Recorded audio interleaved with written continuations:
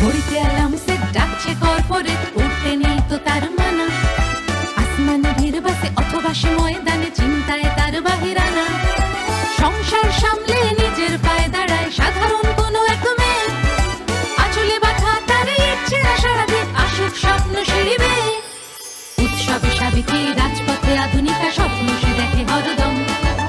নারী তাই শিরোনামে, শহরে কিংবা গ্রামে নারীদেরই গল্প। নারী.com। বিরাটিতে এসছি এক সাধারণ মেয়ের অসাধারণ গল্প কথা আপনাদের সামনে তুলে ধরব। আমাদের সঙ্গে রয়েছে ঈশানী কুণ্ডু। ঈশানী, তোমাকে স্বাগত জানাই নারী.com-এ। তোমার কাছ থেকে জানতে চাইবো যে তোমার যে অসাধারণ একটা রূপোর যে গয়নার গল্প, এটা শুরু হলো কি করে? শুরুটা ঠিক কিভাবে হয়েছিল আমার পক্ষে অত গুছিয়ে বলাটাও খুব মানে কঠিন ব্যাপার। প্রয়োজন ছিল ভীষণভাবে কিছু একটা করার, মানে যেটাই আমি উপার্জন করতে পারি যথেষ্ট, যেটা দিয়ে আমার সংসারটা অন্তত চলে। তো আমি যেহেতু ছোট থেকে নাচ করতাম, ওই গয়নার প্রতি ভালোবাসা, নানান রকম গয়না, তো সেইখান থেকে ওই গয়না নিয়ে কিছু কাজ করব বলে ভাবনা চিন্তা, এবং সেটা রূপোর গয়না দিয়ে শুরু। রূপোর গয়নাই করব ভেবেছিলাম। সেটা আসল কারণটা হলো যে অর্থের প্রয়োজন ছিল না কোনোদিনই সেভাবে, মানে নিজের জন্য যতটুকু, সেটা আমি সারা জীবনই আর্ন করেছি আর কি, বড় হওয়ার পর থেকে। কিন্তু 2021-এ আমার হাজব্যান্ডের একটা অ্যাক্সিডেন্ট হয়। ও ট্রেন থেকে স্লিপ করে গেছিল। আমি ওকে আর জীবিত দেখিনি। তারপরের সংগ্রামের জন্য তৈরি হতে হতো। আমার ছেলেটার তখন 3 বছর বয়স ছিল। শুরু তো কিছু করতেই হতো, সেখান থেকেই শুরুটা হয়তো এইভাবেই হয়। আর রূপো, আমরা জানি যারা মার্কেট নিয়ে চর্চা করি যে দিনকে দিন সোনাকে প্রায় কিন্তু ছুঁই ছুঁই, সুতরাং খুব একটা ফেলনা নয়। পুরনো ইতিহাস যদি ঘাটা যায় তাহলে দেখা যাবে যে রোম, মিশর এসব জায়গায় লেনদেনের ক্ষেত্রে রূপোর মুদ্রা চালু হতো। তারপরে অবশ্যই বাসন তৈজস, ভগবানের ক্ষেত্রে তাদের পুজো অর্চনার ক্ষেত্রে নানান রকম উপাদেয় বাসন ব্যবহার হতো, এবং তার পাশাপাশি অলংকার। আর এই অলংকারকে নিয়ে এসে ঈশানী তার জীবনকে আরও বেশি করে অলংকৃত করে তুলেছে। সেই অলংকার এবং অলংকৃতর গল্প আজকে এক সাধারণ মেয়ে থেকে যে অসাধারণ হয়ে ওঠার গল্প, যেটা আরও 5 জনকে ইন্সপায়ার করবে, সেই গল্পই শুনবো। ঈশানীর কাছে প্রশ্ন, ঈশানী, তোমার ছোটবেলাটা কিভাবে কেটেছে? ছোটবেলায় আমার ছোটবেলাটা গোবরডাঙ্গা। সেখানে স্কুলে আমরা নাচ করেছি, গান করেছি, থিয়েটার শিখেছি, সমস্ত কিছু স্কুল থেকে শেখা। গোবরডাঙ্গার পরিবেশটাই এমন ছিল যে সব কিছু নিয়ে আমাদের বেড়ে ওঠা, মানে আসর করা থেকে শুরু করে সেখান থেকে থিয়েটার করতে, হয়তো দিল্লিতে অনুষ্ঠান করতে যাওয়া পুজোর সময়, নাচ করা, সেই ছোট থেকে আর কি নাচের সাথে, গানের সাথে, থিয়েটারের সাথে জুড়ে পড়াশুনো করে, এভাবেই খুব খুব ভালো ছোটবেলাটা খুব ভালো সময় কেটেছে আর কি। কিন্তু ক্লাস 6-এ যখন আমি পড়ি, আমার যখন 12 বছর বয়স, তখন আমার বাবা মারা যান। আসলে বাবা অসুস্থ ছিলেন, হার্টের প্রবলেম ছিল। সেই সময়ে অতটা ট্রিটমেন্টের ফেসিলিটিস তো ছিল না, যে হার্ট অপারেশন করার একটা সাংঘাতিক ভয় ছিল। বাবা ওইভাবেই 10 বছর বেঁচে ছিলেন। কিন্তু মা কখনো আমাদের ওটা বুঝতে দেয়নি, ঢাল হয়েছিলেন। তো আমরা কখনো ওই বাবা যে চলে গেলেন, সেই সময় তো একটা সাংঘাতিক ফাঁকা হয়ে যাওয়া, বাবা মায়ের সম্পর্কটাই একটা আলাদা থাকে, যে বাচ্চার সাথে বাবার সম্পর্ক বা মায়ের সম্পর্ক। কিন্তু মা কখনো সেই গ্যাপটা বোঝার সুযোগটা দেননি। বিবাহিত জীবন সেটা কতদিনের? আলাপ 1 বছরের, তারপর 5 বছর বিবাহিত জীবন। ঈশানী, আমাদের জীবনে কখনকার কিভাবে কি অপেক্ষা করছে সেটা আমরা কেউ জানি না। তোমার কাছে খবরটা কিভাবে এসে পৌঁছলো? পরের দিন 15th আগস্ট ছিল, আমার প্রোগ্রাম ছিল সকালবেলা। আমি কিছু জিনিসপত্র কেনার ছিল, কিনে নিয়ে বাড়ি ফিরেছি। এই সময় সামনের বাড়ির দাদা আসেন আমাদের বাড়িতে। সামনের বাড়ির দাদার আর ও একই জায়গায় চাকরি করতো। তো হঠাৎ করে দাদা বলেন যে এরকম বিপ্রদীপের কোনো একটা সমস্যা হয়েছে, ওকে হসপিটাল নিয়ে যাওয়া হচ্ছে। সমস্যা হয়েছে, হসপিটাল নিয়ে যাওয়া হচ্ছে বলেছে, আমি বুঝতে পারিনি, কারণ ঠিক তার 15 মিনিট আগেই আমার সাথে কথা হয়েছে ফোনে। আমাদের একটা বিয়ে বাড়ি যাওয়ার ছিল, তাই যে আমি বেরিয়ে গেছি অফিস থেকে, তোরা রেডি হ, ছেলেকে রেডি কর, আমি আসছি। তো তারপরে যখন বলছে অসুস্থ, হসপিটাল, দুটোর সাথে আমি কোনো মেল পাচ্ছিলাম না। মাকেও বলতে বারণ করছিল, আসলে মাও বুঝতে পারবে কিনা, কিভাবে রিয়্যাক্ট করবে, বা আমিও বুঝেই উঠতে পারছি না যে কি বলছে। বিশ্বাস করাটাই কিরকম যেন অস্বাভাবিক লাগছিল। ঘটনাটা কি হয়েছিল? আসলে ও ফিরছিল, ও ব্যান্ডেল স্টেশনে ট্রেনে উঠতে গিয়ে ট্রেনটা ছেড়ে দিয়েছে, দৌড়ে এসে ট্রেনে উঠতে গেছে, কারণ ওই ট্রেনটা না পেলে অনেক পরে ট্রেন, তখন নাইট কারফিউয়ের একটা অসুবিধা ছিল। উঠতে গিয়ে ওর পাটা স্লিপ করে। এখন প্ল্যাটফর্মের থেকে ট্রেনটা অনেকটা উঁচু হয়ে গেছে, ও ওই গ্যাপটাতে পড়ে গেছিল, আর ওর পিঠের ল্যাপটপের ব্যাগটায় আটকে গেছিল। ওই প্ল্যাটফর্ম আর ট্রেনের মাঝখানে ওই ওই স্পেসটাতে আটকে গেছিল।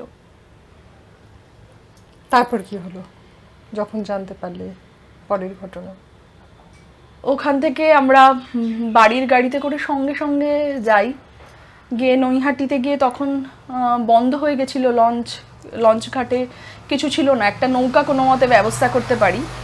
পেরিয়ে যখন চুচুড়া হসপিটালে গিয়ে পৌঁছই, তখন আর আমি ওকে জীবিত দেখিনি।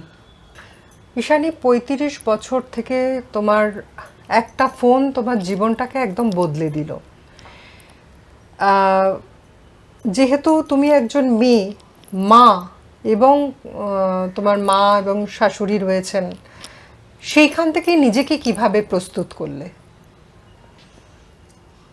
আমি যখন ওকে দেখছি তখন তো আর নেই, শুধু ওর এক বন্ধু এসে আমাকে বলেছিল যে ও যখন পড়ে গেছে প্ল্যাটফর্মে ট্রেনটা চলে যাওয়ার পর, ওর বাইরের কোনো কোথাও কাটেনি শরীরে, বাইরে থেকে দেখে কিছু বোঝা যাচ্ছিল না। ও নিজেই উঠে প্ল্যাটফর্মে উঠে বসে, ওর পাশে যে বন্ধুটা আর কি দাঁড়িয়েছিল ওই ট্রেনটা ধরবে না পরের ট্রেনটা ধরবে বলে, ও দৌড়ে আসে, ওর অন্যান্য কলিগরা ছিল তারা এসেছিল। ও শুধু একটা কথাই বলেছিল ওদেরকে, মানে অসহ্য যন্ত্রণা তো হচ্ছিল, সেই যন্ত্রণার বোধহয় আমরা তার সিকিভাগও আন্দাজ করতে পারি না যে কি যন্ত্রণা সেই মুহূর্তে। ও শুধু একটাই কথা বলেছিল যে আমার ছেলেটা বড্ড ছোট, আমি কি করব, ঈশানী কি করবে। ওই কথাটা আমার মাথায় যেন মানে ইট গাথার মতো করে গেঁথে দিয়েছিল, যে ও মারা যাওয়াটাও কতটা কঠিন হতে পারে একটা মানুষের। সেই মুহূর্তেও যন্ত্রণার আগে ওর মনে হচ্ছে ও এমন মানুষদের পিছনে ফেলে যাচ্ছে যার প্রতি ওর অগাধ দায়িত্ব, সেই দায়িত্বগুলোর কোনোটা করতে পারলো না। আমার মনে হলো যেন ওই দায়িত্বগুলো সমস্তটা আমার কাঁধে এসে গেছে। সেই মুহূর্ত থেকে আমার মনে হয়েছিল যে আমার এমন কিছু করা উচিত যাতে আমার ছেলে কোনো দিন মনে না হয় যে আমার বাবা ছিল না বলে এটা হলো না, এটা যেন কোনোদিন ফিল না করতে পারে। আর আরও একটা দায়িত্ব আমার ছিল, আমার শাশুড়ি মার আর কেউ ছিল না। আমি কোনোদিন শাশুড়ি মা ভাবিনি, ওটা আমার মাই। কারণ মা যেভাবে আমাকে আর আমার ছেলেকে মানে আগলে রাখে, কোনো শাশুড়ি যে সেটা করতে পারে কেউ মানে ভাবতেও পারবে না। আজ পর্যন্ত আমি জানি না যে কিভাবে সংসার চলবে, কি হবে, সমস্ত কিছু সব মা করে। তো আমার কাছে ওই 2 মাস স্ট্রেংথ যদি না থাকতো, আমি সোজা হয়ে দাঁড়িয়ে থাকতাম কিনা আমি জানি না। ওই গাড়িতে করে যখন ফিরে আসছিলাম রাতে, আমার মা 12টা 12:30 হবে ফোন করেছে। মা ফোনে প্রচণ্ড কাঁদছে যে আমি কি করে তোর কাছে পৌঁছবো এখন। মা গোবরডাঙ্গায় ছিল, গোবরডাঙ্গা থেকে ট্রেন নেই, আর লাস্ট ট্রেন চলে গেছে।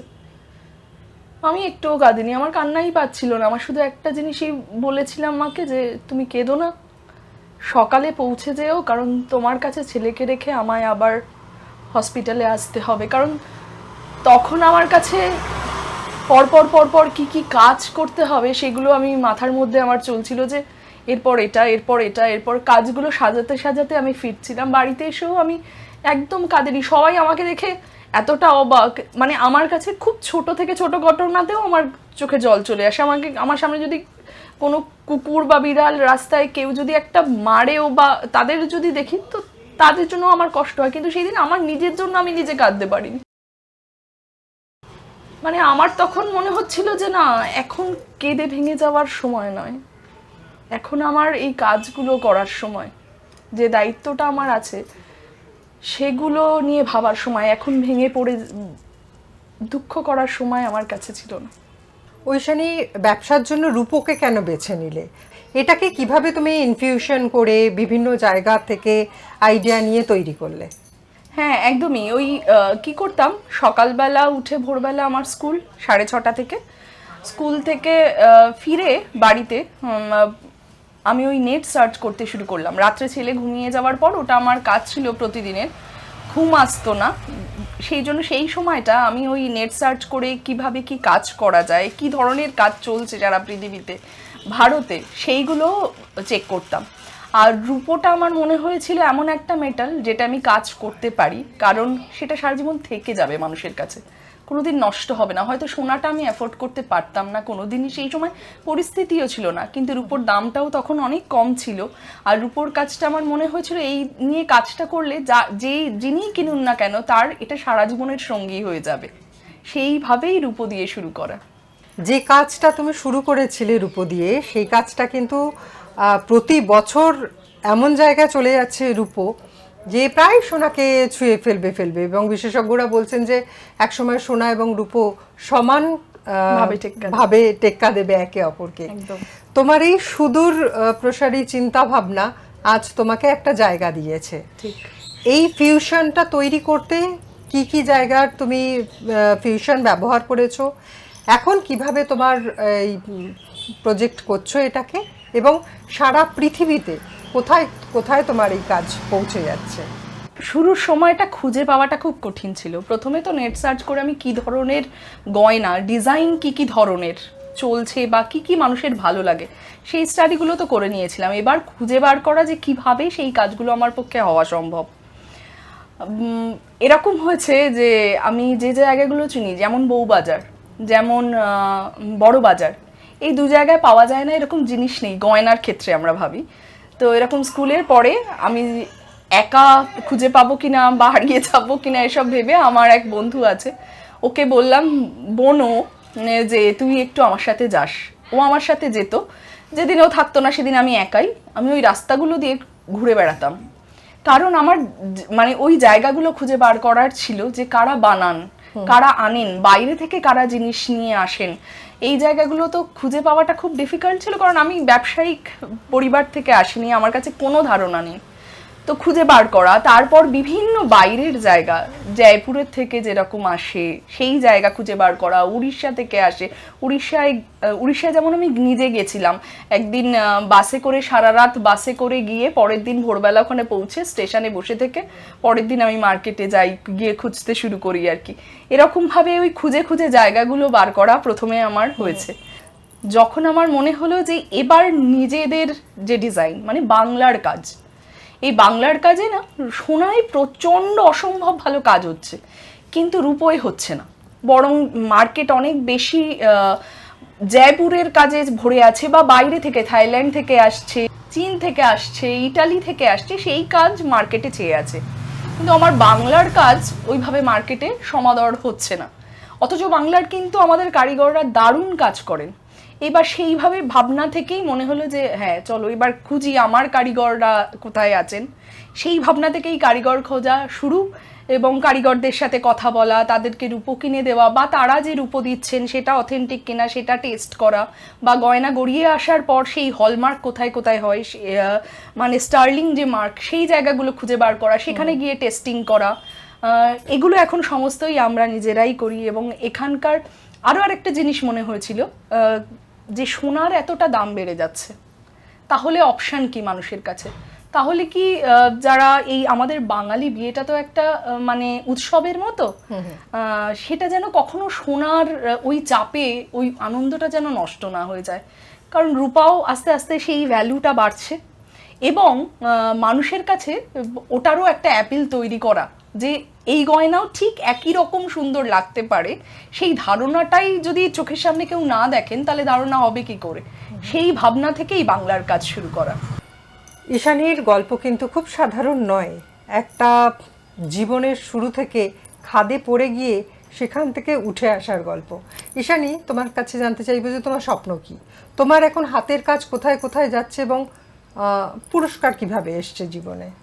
হ্যাঁ, হাতের কাজ এখন বোধহয় বিদেশের বিভিন্ন কোনায় কোনায় গেছে। কালকেই যেমন মানে একজন আমাকে মেসেজ করে পাঠালেন যে আমি বলছিলাম এরকম তাকে, তো তাই মানে তিনি ইউএসএতে থাকেন, প্যারিসে থাকেন একজন দিদি, ওখানকার শেফ উনি আমার কাছ থেকে সারা বছর আর কি গয়না বলে দেন যে এটা এটা এটা আমার চাই। উনি যখন ভারতে আসেন উনি দেখে সেগুলো নিয়ে যান, এরকম আছে। আটলান্টায় তো আছে, তারপরে অনেক অনেক মানে সারা অনেক দেশে এখন ছড়িয়ে গেছে যারা আমার কাছ থেকেই কেনেন। যতবার ভারতে আসেন ওনাদের লিস্ট আগে থেকে আমার কাছে চলে আসে যে এই রকম কি হবে, ওই রকম কি হবে, বা এই কাস্টমাইজেশন চাই, সেইগুলো আমি গড়িয়ে রাখি। ওনারা ওখান থেকে টাকা পাঠিয়ে দেন হয়তো কিছুটা, যাতে আমি কাজটা শুরু করতে পারি এবং রেডি করে রাখি, তারপরে এসে ওনারা নিয়ে যান। আমি স্বপ্ন দেখে যে এই যে মিরাকি বা ঈশানী একটা দিন এমন আসবে যে সারা পৃথিবীর লোক নাম জানবে।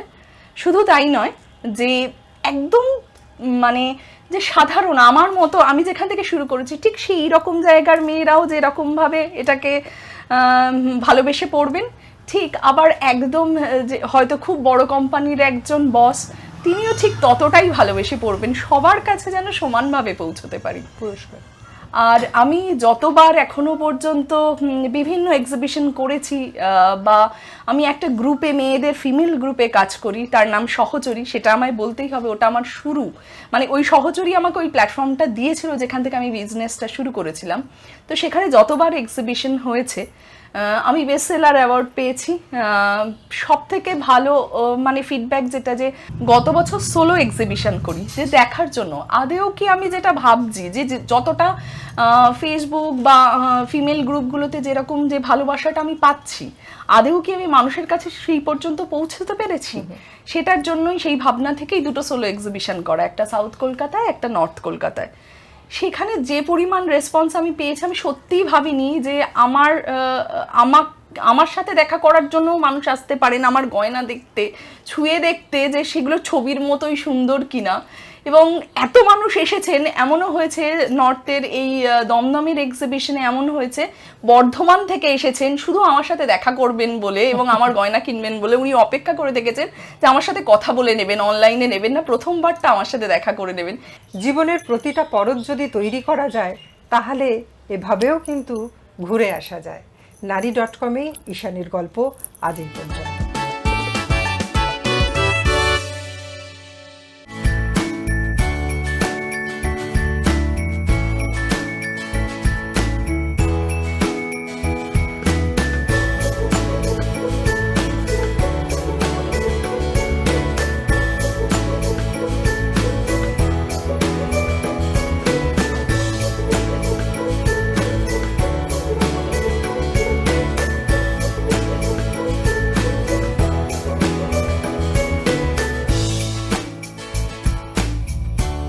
কফিটা দারুণ তো, থ্যাংক ইউ। দুর্দান্ত একটা কফির টেস্ট। আর কি বানালেন? বসে আছেন সামনে পারমিতা। আমরা যেখানে রয়েছি ট্রাভেলিস্তান, ক্যাফেটা কিরকম তো দেখতেই পাচ্ছেন আপনারা। আর আমরা রয়েছি পারমিতার সঙ্গে একটু আড্ডা দিতে, একটু গল্প করতে, আর সেই গল্পটা ভাগ করে নেবো আপনাদের সঙ্গে। পারমিতা, কফিটা দুর্দান্ত, সবার আগে বলি। একটা দারুণ কফি খাওয়ানোর জন্য থ্যাংক ইউ তোমাকেও। আচ্ছা, তুমি এই যে শুরু করলে, হঠাৎ ট্রাভেলিস্তান কেন এবং এরকম একটা ক্যাফে কেন? এত বই সঙ্গে রয়েছে, এদিকে আমি যতটুকু জানি যে তুমি ছোট থেকে নাচ শিখেছো, সেটা কি প্রফেশন নেওয়ার কথা কখনো মনে হয়নি? মানে সব মিলিয়ে মিশিয়ে একটা ক্যাফে যেখানে এরকম অদ্ভুত সুন্দর সুন্দর আর্ট পিস রয়েছে, বই রয়েছে, তার সঙ্গে দারুণ একটা কফির কম্বিনেশন, মাথায় এলো কি করে? অনেক কিছু একসঙ্গে। অনেক কিছু বলতে হবে এটা বলতে গেলে, তাহলে আমাকে আমি ছোট করেই বলি, যেহেতু আমি খুব একটা ভালো কথাও বলতে পারি না। আহ, আমি বড় হয়েছি কল্যাণীতে, আমার স্কুলিং কল্যাণীতে, কলেজ থেকে আমি কলকাতায়। তো খুব স্বাভাবিকভাবেই মফস্বলে বড় হয়ে ওঠা একটা মেয়ের মতোই ছোটবেলা থেকে গান, নাচ, আঁকা, আবৃত্তি যা যাবতীয় হয় সবকিছুই শিখে, আনন্দ করে শিখে বড় হয়েছি। কিন্তু সেগুলো কখনোই প্রফেশন হিসেবে নেব সেটা যেমন ভাবিনি, তেমন আমার প্রফেশনের মধ্যে ওতপ্রোতভাবে এগুলোই জড়িয়ে ছিল। সেই জন্যই জিজ্ঞেস করা যে তোমার পড়াশোনা কি নিয়ে? আমি গ্র্যাজুয়েশন করেছি মাস কমিউনিকেশন ভিডিওগ্রাফি নিয়ে জেভিয়ার্স থেকে। তো তার মধ্যে সবটাই যেহেতু আমাদের ফিল্ম নিয়ে পড়তে হয়েছে, কমিউনিকেশন সবটার সঙ্গেই না, মানে নাচ গান সবটাই তো কমিউনিকেশনের এক একটা খুব ইম্পর্টেন্ট টুল। কাজেই সবগুলোই মানে আমার এই প্রফেশন সিলেকশনের মধ্যে এগুলো যে কখন ঢুকে গিয়েছিল, আমার ছোটবেলাটা যে কখন ঢুকে গিয়েছে আমি নিজেও রিয়েলাইজ করিনি। আচ্ছা, তা মাস কম নিয়ে পড়লে আমরা যেটা জানি সবসময় তার একটা অধিকাংশ ক্ষেত্রে এন্ড হয় সাংবাদিকতা, বা কোনো সংবাদপত্রে চাকরি করা, বা কোনো নিউজ চ্যানেলে যোগদান করা। তোমার এর মধ্যে কোনটা ছিল?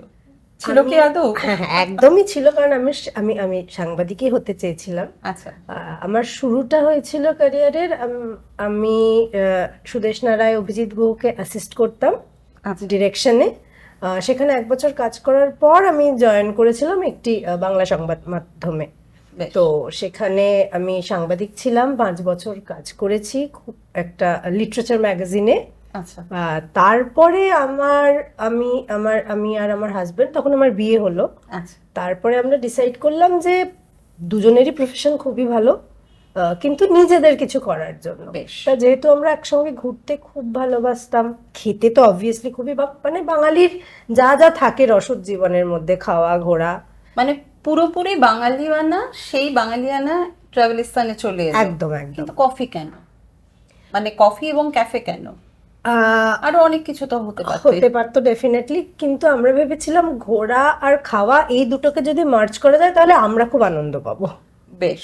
আর তার সঙ্গে পড়াশোনা? হ্যাঁ, পড়াশোনা তো থাকতেই হবে আমাদের। তো যখন আমরা ক্যাফে করব ভাবলাম, ইনিশিয়ালি আমরা প্ল্যান করলাম ট্রাভেল ক্যাফেই করব। শুরুতে খাওয়া দাওয়া কতটা করব তেমন কিছু ভাবিনি, কারণ আমরা যখন জার্নি শুরু করেছিলাম আজ থেকে 8 বছর আগে, ক্যাফের জন্ম মানে 8 বছর হলো আমাদের।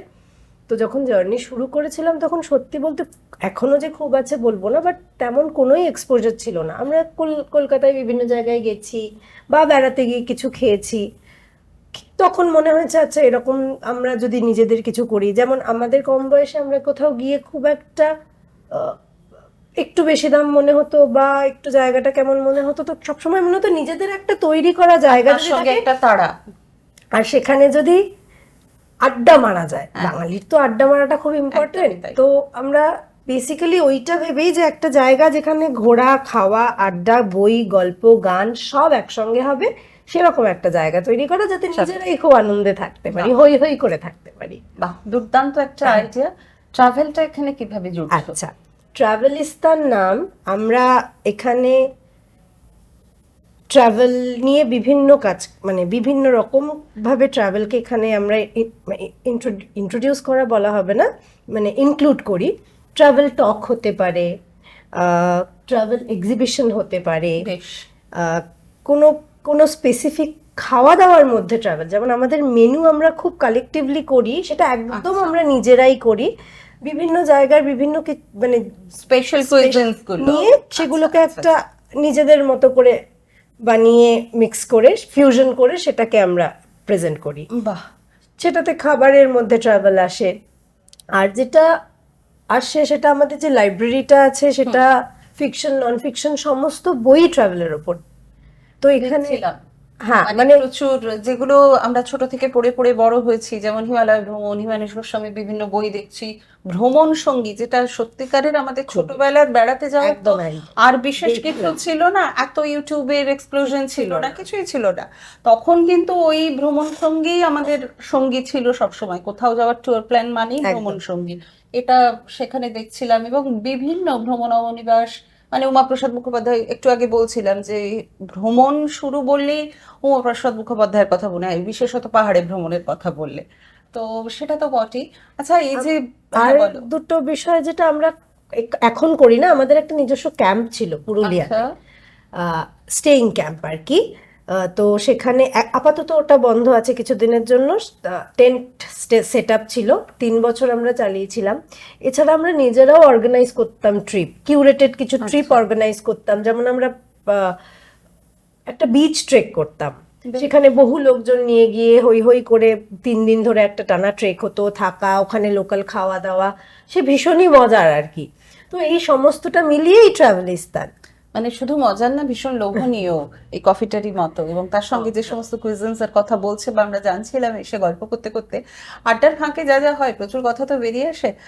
একটা ছোট্ট কথা খুব জানতে ইচ্ছে করছে যে যদিও জানি যে এখন আমাদের মানে নারীরা সর্বক্ষেত্রে এগিয়ে যাচ্ছেন, কিন্তু মজা হচ্ছে যারা এগিয়ে যাচ্ছেন এবং যারা এগোতে চাইছেন সকলেই জানেন যে জার্নিটা খুব সহজ নয়, একটা লড়াই সারাক্ষণ থাকে। আলাদা করে একজন মহিলা উদ্যোগপতি যদি বলা হয়, ফিমেল এন্টারপ্রেনার, তো সেই হিসেবে কোনো বাধার সম্মুখীন হতে হয়েছে? আলাদা করে কোনো চ্যালেঞ্জ ছিল? মহিলাদের সত্যি তো কাজ করতে বিভিন্ন রকমের বাধার সম্মুখীন হতেই হয়, বাড়িতে হতে হয়, বাইরে হতে হয়, সেটা প্রতি ক্ষেত্রেই হতে হয়। আমরা যতই বলি আমরা ভীষণ প্রোগ্রেসিভ, আমরা ভীষণ এগিয়ে যাচ্ছি, একেবারে। কিন্তু একটা তো ব্যাকল্যাশ থেকেই যায়, এবং সেটা না সাবকনশিয়াসে মানুষের সত্যি থাকে। আমরা যতই এগোই, যতই যুদ্ধ করি, যাই করি, ওই সাবকনশিয়াসটা কাটানো, এই সোসাইটির যে সাবকনশিয়াসটা, সেটা কাটানো বোধহয় আরো অনেকটা লড়াই করতে হবে। একেবারে। সেটা আমরা প্রতিনিয়ত করে যাই প্রত্যেকের জীবনে। হয়তো আমরা যেহেতু এটা খানিকটা আমরা অভ্যেসের মধ্যেও এনে ফেলেছি যে হ্যাঁ এটা তো আমাকে করতেই হবে, তাই গায়ে লাগাই না, কিন্তু সেই খুঁটিনাটি জিনিসগুলো ভাবলে সেটা অনেকটা হয়ে যায়, মানে সেটা অনেকটা স্ট্রেসফুলও হয়।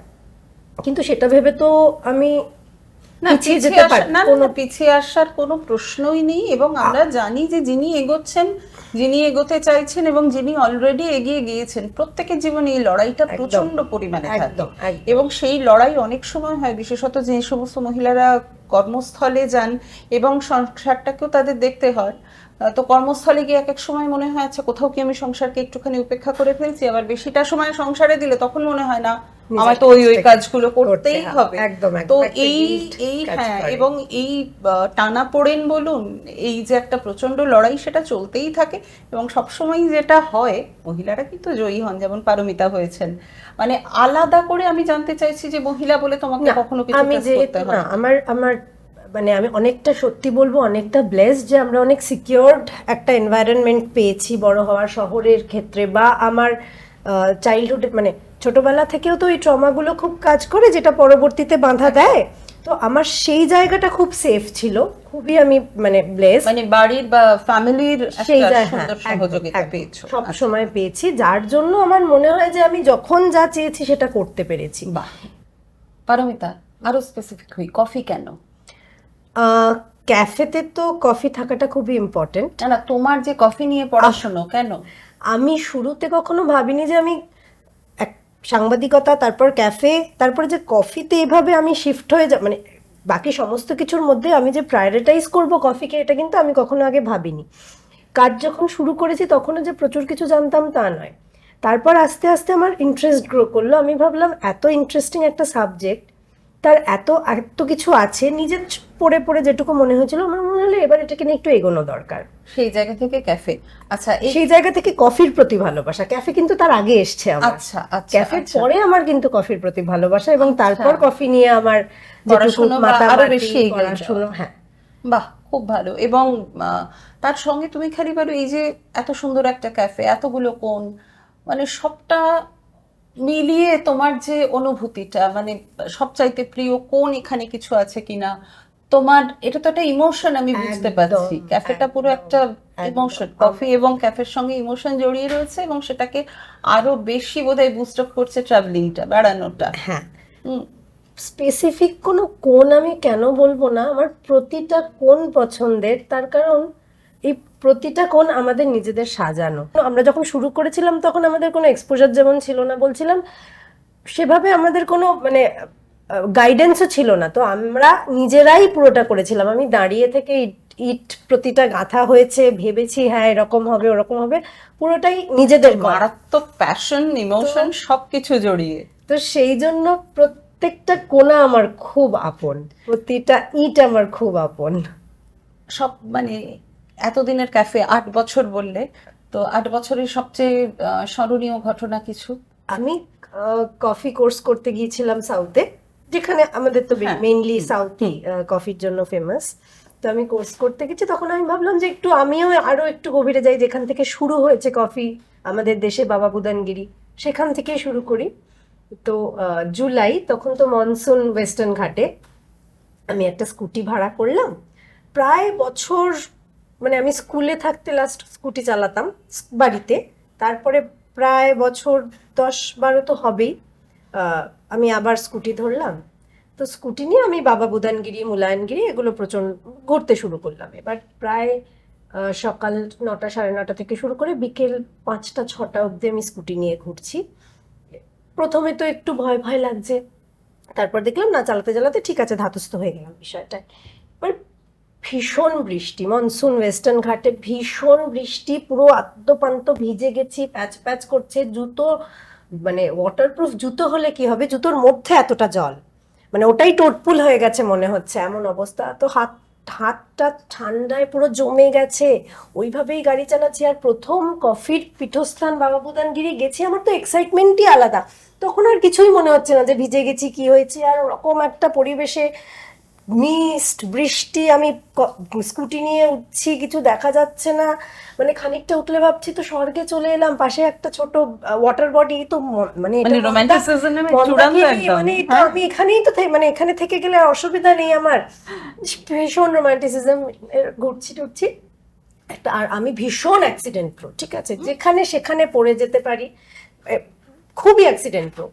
তো এবার ঘুরতে ঘুরতে হঠাৎ এত ফ্রোজেন হয়ে গেছে হাত পা, মানে যে মানে মোড় ঘুরছি, ভুট্টা টুট্টা বিক্রি যেখানে হচ্ছে সেখানে একটু হাত সেঁকে নিচ্ছি, দিয়ে আবার স্কুটিটা চালাচ্ছি, এরম ভাবে যাচ্ছি। তো এবার বেশ খানিকটা, অনেক ঝাড়ি বলে একটা ফল আছে, সেখানে সবাই হেঁটে যায় বা বড় গাড়ি যায়, স্কুটি কখনোই যায় না, খুব রিস্ক নিয়ে আমি একা সেখানেও চলে গেছি, উঠেও এসছি, কি করে এসছি আজ তো আমি জানিও না, কিন্তু হয়ে গেছে পুরোটাই অ্যাড্রিনালিন, আর পুরোটাই হয়ে গেছে। এবার ফেরার পথে সব সেরে টেরে আমি যখন সিটিতে ঢুকছি 5:30 নাগাদ, বললাম বাহ, আমি এত ভালো একটা পারফরমেন্স আমার ঘটলো, আমি তুমি একবারও পড়লাম না, দারুণ ঘুরে চলে এলাম। করতে করতে ভাবতে ভাবতে আমি স্কুটিটা নিয়ে দাঁড়াবো, একটা ক্যাফেতে যাব, গিয়ে কফিটা খেয়ে এবার এন্ড। আমি দাঁড়াতে গেলাম স্কুটিটা নিয়ে, আমার হাত পা এতটাই নাম যে পাটা মাটিতে পৌঁছলো, কিন্তু আমি টের পেলাম না। আর আমি সমস্ত সমেত উল্টে গেলাম, স্কুটি আমার ওপরে, আমার বাঁ পায়ের লিগামেন্ট ওখানেই ফ্র্যাকচার, আবার মানে টিয়ার করে গেল। সেই অবস্থাতে আমি ওই পা নিয়ে আবার ওখান থেকে কুর্গে গেলাম, আবার কুর্গে আমি ঘুরলাম পুরো, মানে কুর্গ আর চিকমাগলুর দুটোই খুব ইম্পর্টেন্ট কফি জোন আমাদের। ওই অবস্থাতে আমি থামিনি, আবার কুর্গে গেলাম, ওভাবে আবার ঘুরলাম, ল্যাংচাতে ল্যাংচাতে ল্যাংচাতে সমস্ত ট্রিপটা কমপ্লিট করে তারপর আমি ব্যাঙ্গালোরে ফেরত এলাম ওইটাতেই। তারপর ফিরে এসে 2 মাস তো নড়তে প্রায় পারিনি। মানে বাধা আসবে, প্রচুর বাধা আসবে। আমরা অনেকেই মনে করি বড় হয়ে বন্ধু হয় না, বা ছোটবেলার বন্ধুরাই খুব কোর গ্রুপ হয়। আমরা যে ক্যাফে করার পরে ট্রাভেলিস্তান আমাদের যে এত বন্ধু দিয়েছে, এবং তারা জীবনে এমনভাবে জড়িয়ে আছে, সেটা ভাবিনি ট্রাভেলিস্তান করার আগে, যে এই বয়সে এসে সত্যি বড় বয়সের এত ভালো ভালো বন্ধু পাবো। ক্যাফের বন্ধুদের নিয়ে বেড়াতে যাওয়া হয় ডেফিনেটলি বিভিন্ন জায়গায়। আসলে ক্যাফে করার আমরা ভেবেছিলাম, যেহেতু দুজনে খুব ঘুরতে ভালোবাসি ট্রাভেলিস্তান, কিন্তু আইরানিক ট্রাভেলিস্তান হওয়ার পরে আমাদের ঘোরাটা একটু কমে গেছে, স্বাভাবিক, সেটা ওই যা হয় আর কি। বাচ্চা ছোট থাকলে যতদিন না খুব বড় হয়ে যাচ্ছে, একটু তো বাচ্চাকে বেশি সামলাতেই হবে, তখন ঘোরাটাকে একটু কমাতেই হয়। আজ থেকে 5 বছর পর নিজেকে ট্রাভেলিস্তানকে কোন জায়গায় দেখতে চাও?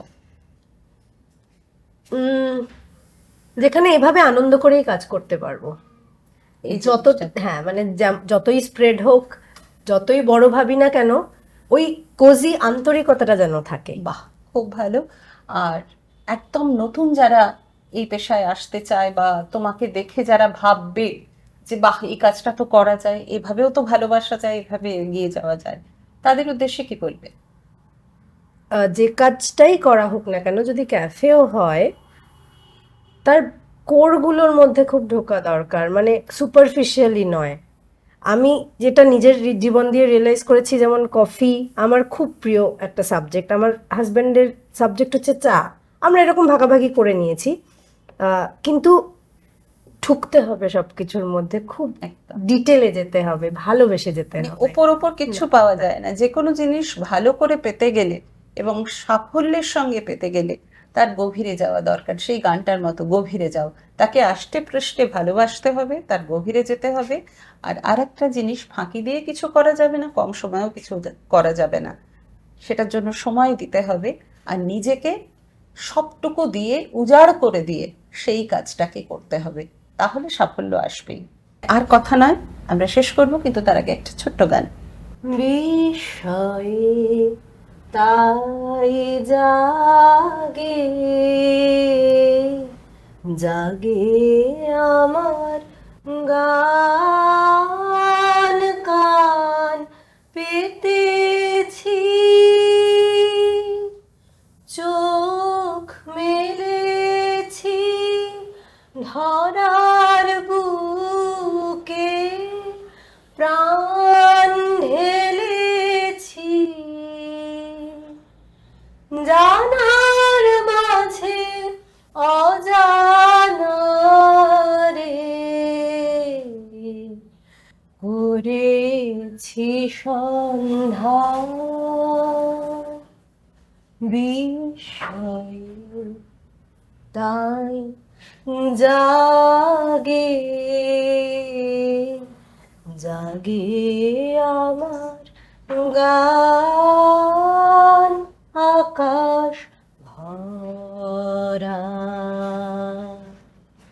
সূর্য তারা, বিশ্ব ভরা প্রাণ, তাহারি মাঝখানে আমি পেয়েছি, আমি পেয়েছি মোর স্থান বিষয়ে তাই জাগে। Thank you. নারী.কমে আপনাদের সকলকে স্বাগত জানাই। নারী.কমে আপনারা জানেন আমরা বিভিন্ন রকম মেয়েদের নিয়ে টুকরো টুকরো বিষয়কে নিয়ে আপনাদের সামনে তুলে ধরি, যাতে আরও স্বচ্ছন্দভাবে মেয়েরা তাদের জীবনে এগিয়ে যেতে পারে। সেই উদ্দেশ্যকে মাথায় রেখে আজকে আমরা মেয়েদের কিছু আইন সংক্রান্ত বিষয় নিয়ে আলোচনা করব। আমাদের স্টুডিওতে রয়েছেন অ্যাডভোকেট পারমিতা গোস্বামী। পারমিতা, আপনাকে স্বাগত জানাই আমাদের অনুষ্ঠানে। যেটা বারবার করে উঠে আসে যে মেয়েদের ক্ষেত্রে তার সম্পত্তিতে অধিকার, তিনটে সম্পত্তি, একটা জন্মগত, একটা বৈবাহিক এবং পরবর্তীকালে তার বাকি যে জীবনটা রয়েছে, ছেলে বা সে সিঙ্গল হয়ে গেল, সেক্ষেত্রে এটা আপনার কাছ থেকে জানতে চাইব, কোন সময় তার সম্পত্তিতে কি ধরনের অধিকার বর্তায়?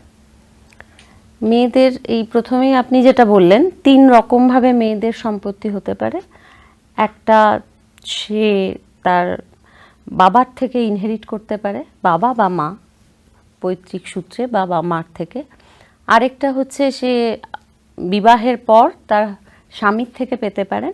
আরেকটা, সে নিজে তার নিজস্ব সম্পত্তি, সে সেলফ অ্যাকোয়ার্ড যেটা আমরা বলি, নিজে রোজগার করে সে সম্পত্তি একটা তৈরি করলো। এই 3 রকমভাবে মেয়েরা নিজেদের সম্পত্তি পেতে পারে। তো সেক্ষেত্রে প্রথমে আমি বলি, যেটা বাবার থেকে পাওয়া, সেটা সবার আগে অধিকার, যেটা বাবার থেকে পাওয়া।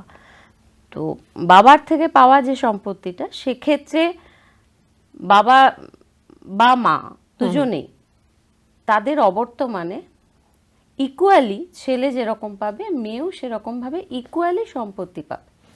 আরো একটু সহজভাবে বলে দিই, যদি একমাত্র কন্যা সন্তান হয় তাহলে তো পুরোটাই তার, সে পুরোটা পাবে, সে পুরোটা পাবে। মানে সেক্ষেত্রে যদি এক ছেলে এক মেয়ে থাকে তাহলে সেক্ষেত্রে মেয়েদের, যদি আমি এরকম ভাবেই হিসাবটা বলি, যদি বাবা না থাকেন, মা আছেন এবং এক ছেলে এক মেয়ে আছে, সেক্ষেত্রে হ্যাঁ, এখানে দুটো আলাদা আছে, যে হিন্দু সাকসেশন আর মোহামেডান সাকসেশন দুটো আলাদা। তো দু ক্ষেত্রে দু রকম ভাবে হবে, প্রতিটা ক্ষেত্রেই মেয়েরা পাবে, কিন্তু আমাদের 1956 সাল থেকে হিন্দু সাকসেশন এসছেন, যেখান থেকে অ্যামেন্ড হয়েছে, সেখানে বাবা মারা গেলেন, বাবার সম্পত্তি মা এবং ছেলে এবং মেয়ে 1/3 1/3 1/3 করে তিনজন পাবে। যদি ছেলে না থাকে, শুধু মেয়ে আর মা, তাহলে হাফ হাফ করে পাবে। যদি 4 জন থাকে, 2 ছেলে 2 মেয়ে, তাহলে ওটা মা 1/ভাগ 1/5 আর বাকি 4 ছেলে মেয়ে 1/5 করে পাবে। এবং মা চলে যাওয়ার পর মার অবর্তমানে মারটাও ইকুয়ালি ছেলে এবং মেয়েদের মধ্যে ভাগ হয়ে যাবে।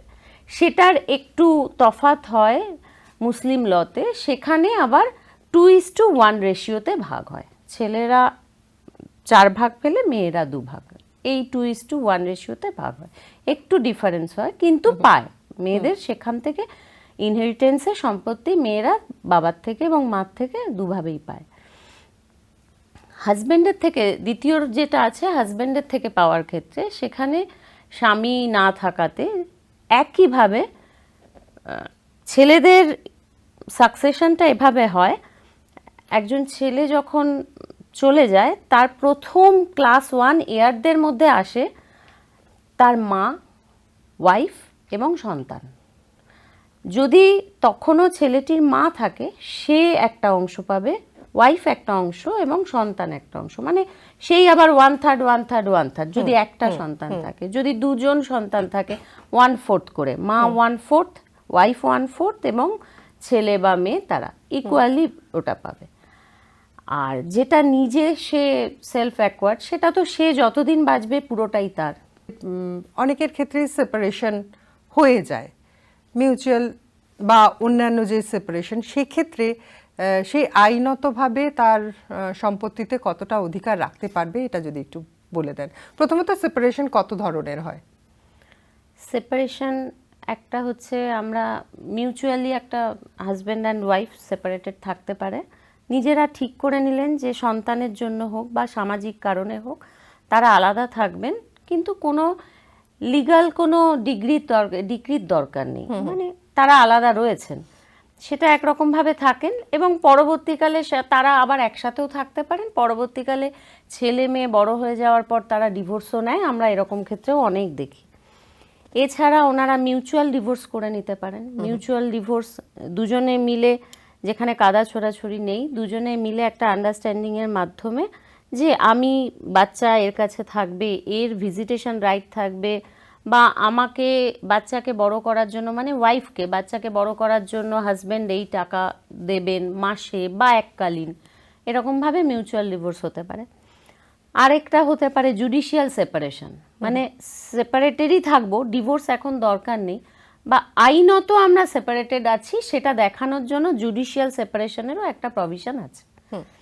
তো সেপারেশন এইভাবে থাকতে পারেন। আর সম্পত্তিতে অধিকার ডিভোর্সের দ্বারা সেটা নয়, মেনটেনেন্স একটা বড়, এখানে একটা ডিভোর্সের মামলাগুলোতে, ম্যাট্রিমোনিয়াল স্যুটগুলোতে একটা মেনটেনেন্সের একটা বড় একটা ব্যাপার থাকে, অঙ্ক থাকে। সেক্ষেত্রে মেনটেনেন্স, ওয়াইফ যদি হাউসওয়াইফ হন সেক্ষেত্রে অবশ্যই সে মেনটেনেন্স মানে পান বা চাইতে পারেন। এবং সন্তানের ক্ষেত্রে তো অবশ্যই, সন্তানকে বড় করার ক্ষেত্রে, এবং যে ক্ষেত্রে সে ছেলে হোক বা মেয়ে হোক, আগে ছিল ছেলেরা মেজরিটি অ্যাটেন্ড করার পর আর বাবাকে তার মেনটেনেন্স দিতে হতো না, কিন্তু এখন সেটা হয়ে গেছে যে ছেলেটিও একটা চাকরি বাকরি পাবেন এবং মেয়েটি হয় চাকরি পাবে বা বিয়ে হবে, সেই অবধি বাবা তার মেনটেনেন্স দেবে।